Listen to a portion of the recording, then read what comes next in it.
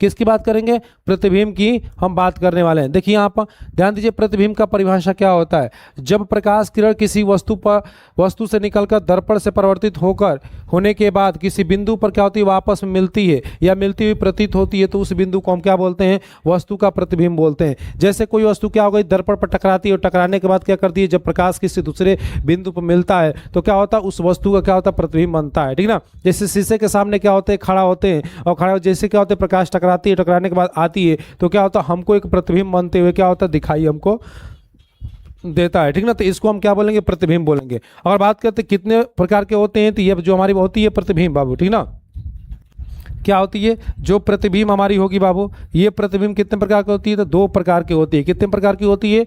2 प्रकार की होती है। 2 प्रकार के होते हैं। ठीक ना? कितने प्रकार के होते हैं? 2 प्रकार के होते हैं।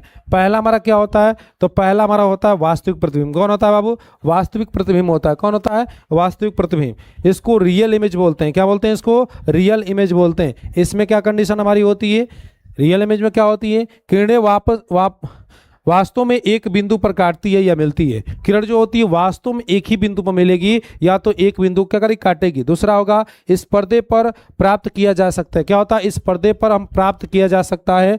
और क्या होता है? वस्तु अपेक्षा हमेशा उल्टा बनेगा। इसका जो प्रतिबिंब हमारा बनेगा कैसे बनेगा? उल्टा बनेगा बाबू। अगर हम सामने इस तरह शीशे के सामने खड़े हैं, ठीक ना, तो हमारा जो प्रतिबिंब होता है क्या होता है? ऐसे बनता है, मतलब पीछे की तरफ ऐसे बनेगा उस शीशे में। तो मतलब क्या होती है? प्रतिबिंब जो बनेगी वास्तविक में हमेशा कैसे बनेगी? उल्टा बनेगी। कैसे बनेगी? उल्टा बनेगी। लेकिन क्या होगी? रियल इमेज होगी। जैसा दिखते हैं वैसे ही क्या होते हैं, हम दर्पण में दिखेंगे। ठीक ना? याद रहेगा? याद रहेगा सबको? चलिए आगे हम बात करते हैं। आगे बात करते हैं आभासी प्रतिबिंब की, काल्पनिक, जिसको कहते हैं वर्चुअल इमेज बोलते हैं। क्या बोलते हैं इसको? वर्चुअल इमेज बोलते हैं। क्या बोलते हैं इसको बाबू? वर्चुअल इमेज के नाम से हम क्या करते हैं, जानते हैं। इसमें क्या होती है? किरण केवल मिलती हुई प्रतीत होती है। क्या होती है? किरण केवल होती है, क्या होती है? मिलती हुई प्रतीत होती है। और हम दूसरे की बात करते हैं, इसे पर्दे पर प्राप्त नहीं किया जा सकता। इसको पर्दे पर हम प्राप्त नहीं कर सकते हैं। और तीसरा कंडीशन होता है, क्या होती है? हमेशा सीधा बनती है। कैसे बनाती है? हमेशा सीधा बनेंगे। ये वर्चुअल इमेज जो हमारी होती है सीधा बनती है, पर्दे पर इसको प्राप्त नहीं किया जा सकता।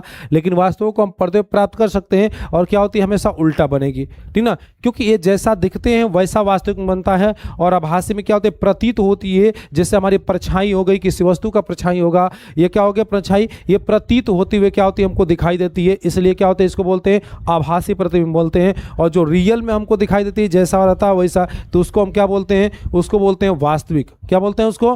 वास्तविक प्रतिबिंब, जिसको रियल इमेज कहते हैं। चलिए आगे हम बात करें, यहां तक स्क्रीनशॉट ले सकते हैं।